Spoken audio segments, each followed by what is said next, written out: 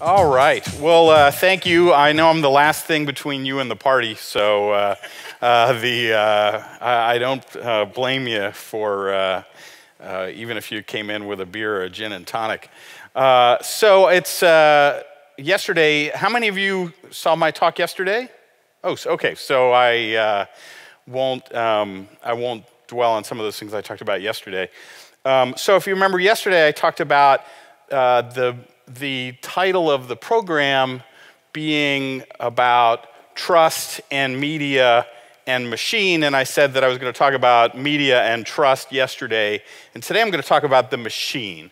And this is where I get really enthusiastic. This is a time, I think, when we can be somewhat negative about the prospects of the digital age.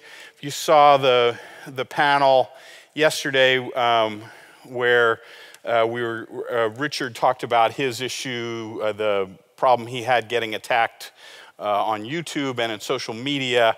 You see things like that and you think, wow, the digital age has kind of taken a bad turn, and maybe technology isn't all it's cracked up to be. So what I'm going to talk about today is what I think is the great promise of technology in fact-checking, and show you a few things that we're doing at Duke to try to harness that technology. So appropriately, on my first slide is the actual truthometer, which we made as a prop for a rock music video that we made when we launched PolitiFact. But I like it because it's sort of a throwback to the 1950s and the idea that you could have a device that automatically detected what was true and what was false. And as you'll see today, that's sort of where we're headed. So let me just go over what I'm going to talk about today. I'm going to talk just real briefly, since most of you were here yesterday, about the rise of fact-checking. I'm going to talk about the spread of falsehoods and the nature of that a little bit, and how these things are getting spread in social media. And then I'm going to talk about how we can use technology to fight back, to get the truth out there. So, you know, as I said in my talk yesterday, the paradox of the information age is that we have access to all this information, that at your fingertips are the finest publications, all the knowledge in the world. But it's easier than ever to spread misinformation. And we see this all over the world, and often it can outpace the truth. So remember back the old days when we had television anchors who were our main way of getting news, and those television anchors served a very useful role. They were the filter that filtered out things that were false. And today, of course, we don't have those filters. Politicians and political groups can bypass news organizations. Now, they've always tried to do that. If you think about the great political speeches of history, those are often delivered directly to the people through radio, through television. In the United States, the famous fireside chats that Franklin Delano Roosevelt gave were a good example of the leaders going directly to the people. But now it's easier than ever, and there's no media necessary to spread the message. In our country, of course, we have a president who seems to like every day to get in a feud on Twitter with somebody. Yesterday it was Senator Bob Corker, a senator from Tennessee. So politicians and political organizations can go directly to the people, and fake news can be a successful business. And that's the most important thing to remember about what's driving a lot of the fake news, is that there's a profit motive, that people click on those stories because it appeals to their political sensibilities, and that makes the fake news sites profitable. So you've probably seen there are teenagers in Macedonia that are writing a lot of the fake news that is published in the United States, and it's made those teenagers quite wealthy. They can make a lot of money by writing false things. So it can be a successful business. And partisans like to spread false messages if it supports their cause. We saw this throughout the presidential campaign in the United States, where some of the people closest to Donald Trump would spread links to fake news stories. But it doesn't take that. Here's an example of Trump himself going on Twitter and just making a false claim, claiming that President Obama was tapping his phones during the campaign, something that has been denied by all the intelligence community. There's just no proof for this at all. And I think the White House, to a large extent, has backed away from it. But that's how easy it is to spread false information, for the president to just, with a few keystrokes on his phone, to send a false claim like this, and also to misspell tap. So I showed this slide yesterday, and I'm going to come back to it because this is really important. These are two different ways that Donald Trump made the false claim that he was opposed to the Iraq War. And of course, if you remember, when the United States decided to invade Iraq back in 2003, there were some people who sort of bravely stepped up and said, you know, this is not a good idea. But there was such momentum that the Congress supported it and Tony Blair supported it. But now Donald Trump has been repeatedly saying that he was opposed to the Iraq War. That is false. The evidence shows just the opposite. But the key thing here is he repeated that claim and continues to repeat that claim. And that is the key to our initial automated fact-checking, because politicians repeat false claims. So I mentioned this briefly yesterday. Just to reiterate the point, fact-checking is growing around the world. It is growing particularly here in Europe. It is also growing in Asia. We have more fact-checking now in South Korea. We have fact-checking in the Philippines. And it's very encouraging to see fact-checking on continents where there hadn't been much. In Africa, there's now about a half dozen sites. That's great, and that's testament to how this movement is gaining momentum. I think it's testament to the great community of journalists who do this important work. And when I talk about fact-checking, I should be clear, I'm talking about the unique form of journalism in which journalists take a political statement, research it, and assess its accuracy. That's different from the editorial process that we know, such as at a magazine like Der Spiegel, where they have a great unit that verifies all the things that go in the magazine. That is a different kind of fact-checking. So today, when I say fact-checking, I'm referring to political fact-checking. So I showed these yesterday, just a quick sampling of sites around the world. Corrective here in Germany, El Objetivo in Spain, and fact-checking is just taking off everywhere. So with that as the backdrop, we decided that we would try to use automation to help spread the audience for fact-checking. That's necessary because right now, the people who get this important content are the people who have to go looking for it. It doesn't appear on their television screen yet. It's not typically put right in front of them. And so if you want fact-checking, you have to go looking for it. So you have to go to a fact-checking website, or you have to do an internet search to look for it.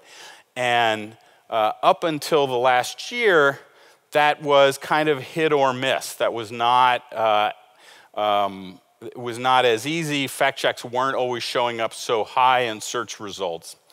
And so a fact checker at the Washington Post, Glenn Kessler, had an idea. He was in Spain and he was talking to an executive from Google and said, hey, you should highlight fact checks in search results. You should tag them so that it says fact check, so people know this is a unique kind of journalism.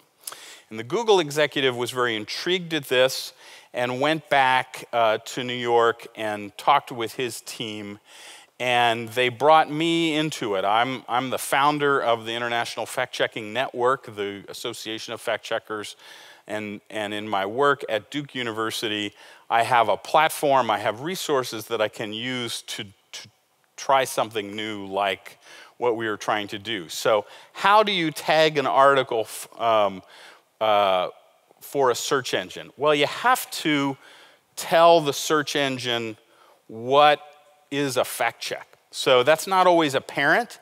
And one of the things that we found was difficult was that fact checkers publish on lots of different kind of publishing platforms. So some will publish on WordPress, some will publish on a Drupal site. So you will have lots of different ways that the content is being published, and there's no uniformity to it. There's no structure.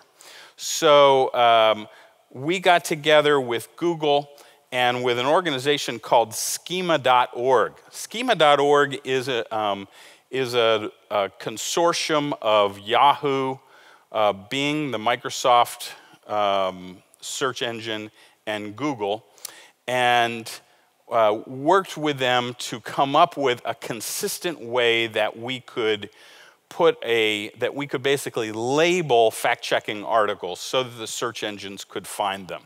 So our key was to show the search engines who was being fact-checked, what statement was being fact-checked, what the conclusion was, and what organization was doing the work.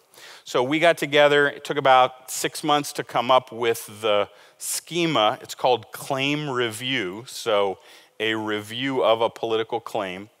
And claim review is now a published schema that any publisher can use. So our goal was to provide a way for search engines to find fact checks, but also to create shareable content on Twitter and Facebook. By making a visible card that is published at the end of a fact-checking article, we were able to give people something that they could share. So if you look at fact-checking articles, depending on what site, you'll often find our card. It's called Share the Facts. So the schema is really just code. So this is an example of code in a fact-check article, and that's hidden. You don't see that unless you're looking at the code at the page source. But Google and Bing and any other organization that wants to scrape the fact-checking sites can see this code and can get valuable information about who's being fact-checked, what the statement is, what the conclusion is. There's also information about the rating scale. Many fact-checkers, like PolitiFact, use a rating scale from true to false or something like that. And so this schema has valuable information that the search engines can use in powerful ways. The visible part looks like this. So this is a Share the Facts box. We call it the widget. This is a Share the Facts widget from the Washington Post. And they all have a similar look to this.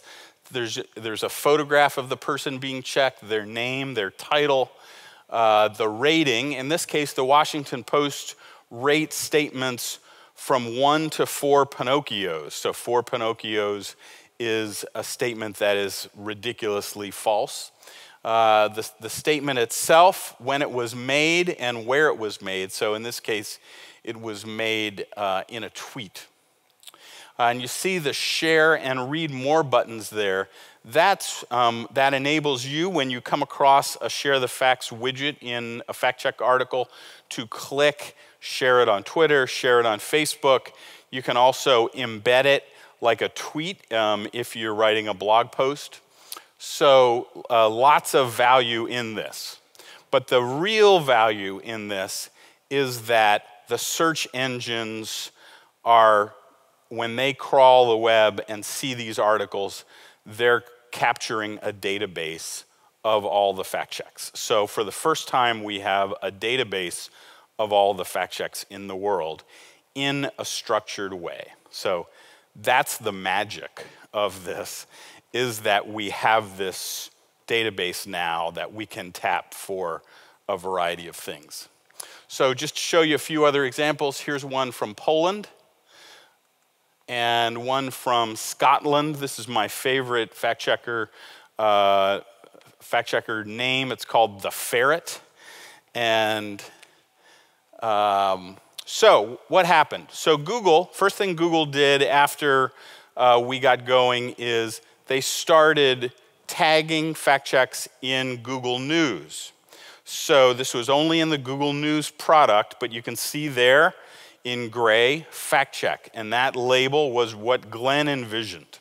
So Glenn's idea at this point had come true. This happened last October, October 2016. So that was great. And one of the things the fact checkers found is that when a fact check got highlighted in Google News, they got a lot more readers, and that's a great thing. So the idea of highlighting fact checks pays dividends for the fact checkers. So that was October. Then this past spring, Google went one step farther and started using the schema to highlight fact checks in search results. And you can see something different here. This is what's called a rich text snippet, which is a term Google uses to indicate that they're extracting content from this and displaying it in a unique way that kind of separates it from other content. So you can see there, this is a factcheck.org fact check. You can see the claim, who made the claim, in this case, Rand Paul, who is a senator from Kentucky. And then the conclusion of factcheck.org, which was spins the truth. So very helpful. And when you see these high up in search results, that's, again, really valuable for the fact checkers. And then most recently, Google redesigned Google News and created a dedicated box for fact checks. So if you go to the Google News homepage, in some countries, I don't know if it's active in Germany because there has to be enough fact checking to populate the box. But if you go in the United States and you have to do it on desktop, you will see this box which shows generally the most recent fact checks. There's some secret recipe that Google uses, but it seems to be something like the most recent fact checks. We're very happy to see that. Again, this important content is getting highlighted. That is a wonderful thing. But it's not just Google. Bing, the Microsoft search engine, is also doing this, is also highlighting fact checks, and is also taking advantage of the schema. In my conversations with the people at Microsoft, at Bing, I learned an important thing that I'll pass along to you as something of a pro tip. When you're talking to people at Bing, don't say, yeah, I was Googling, searching the internet for something. That's not a term they use. So, what next? So, we've created this schema. We now have about 10,000 fact checks that have the Share the Facts widget, and about another 10,000 where publishers are just using the schema on their own. So we have a database of about 20,000 fact checks. What can we do with that?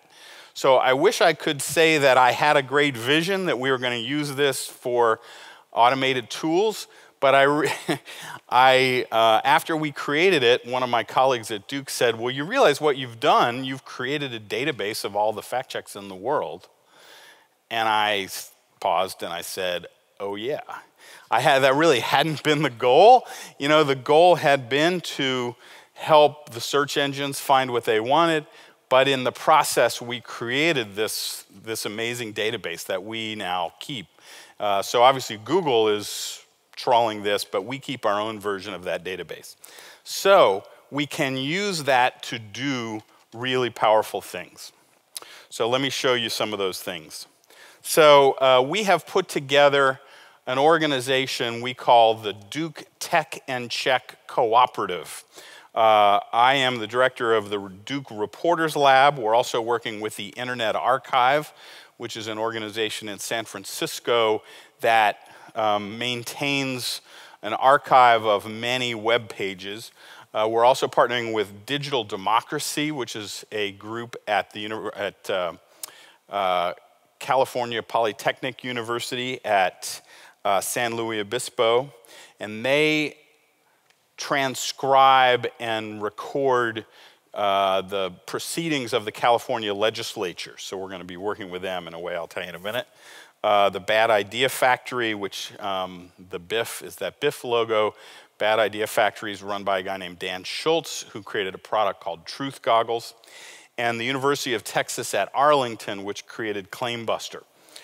So these are all part of our group. We just raised some money from the Knight Foundation, from Facebook, and from Craig Newmark, the founder of Craigslist. And we're going to be building tools. So let me tell you about some of the tools we're building, and I'm going to start by showing you some things that we've already done. So our goals are to build apps that provide live fact-checking.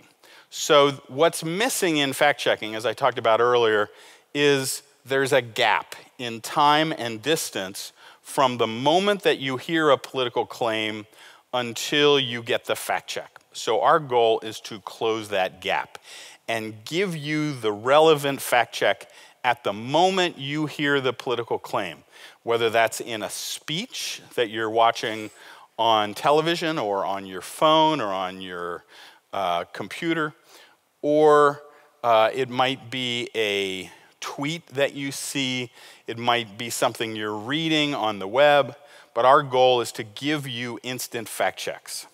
Another goal is to automate Claimbuster to help journalists find claims to check. So I'll tell you about Claimbuster in a minute. So just to sort of frame this, ever since I started PolitiFact 10 years ago, people have been coming to me with the same idea. And that idea is live pop-up fact-checking when you're watching a commercial, a debate, a political speech. That's something that we all would love to see, and that as recently as a few years ago, I thought would not happen anytime soon. But the advances in artificial intelligence and the creation of our new database suddenly make things possible that seemed so distant just a few years ago. So why is it possible? It's possible because politicians repeat their lines. Politicians have talking points that they will often repeat. And whether it's a campaign or discussion about the proceedings in a legislature or a parliament, politicians are creatures of habit. They repeat the same lines, often repeating claims that have been fact-checked, and sometimes repeating claims that have been fact-checked and rated false. So now, if we can detect that, if we can detect that the politician is repeating the claim, we can pop up an instant fact check using either humans or technology. So we've done some recent projects. I'm going to show one to you. So our first project after we created this was an app for the Amazon Echo. And I'm sure you're all familiar with an Echo. It is really the most successful voice-operated device. Google then has come out with the Google Home, and we've also built an app for that. And what this allows you to do is to query your Amazon Echo and ask it a question, and if there's a fact check, it will return the fact check. So I have my Amazon Echo here. Let me see if I can get one to come up. Alexa, ask the fact checkers. Welcome to Share the Facts. We consolidate fact checks from some of the most respected journalists in the U.S. Ask me to check a claim you're wondering about. Did Donald Trump oppose the war in Iraq? Washington Post rated it 4 Pinocchios when Donald Trump said that I opposed the Iraq War. Alexa, ask the fact checkers, are long gas lines forming in North Korea? PolitiFact rated it half true when Donald Trump said that long gas lines forming in North Korea. So, if there is a relevant fact check and you get the words pretty close, you'll get a match. The hit rate, though, isn't as high as we'd like, and that's because the database of fact checks is not as large as we'd like. For all the great work being done by fact checkers, the number of new fact checks produced every day is probably only around a dozen in the United States, maybe, between factcheck.org, the Washington Post, PolitiFact, maybe 20. So that corpus of fact checks needs to be larger. But for what it is, as a demo, that's a great success. And if you think about what's happening there, it's what can happen on your TV screen. It is converting my voice to text. It is matching that text against our database and using the Amazon Echo's natural language processing. It's looking for an approximation of the query and then finding a relevant fact check and returning it. So we can use that same approach on your TV, on your smartphone, on your tablet.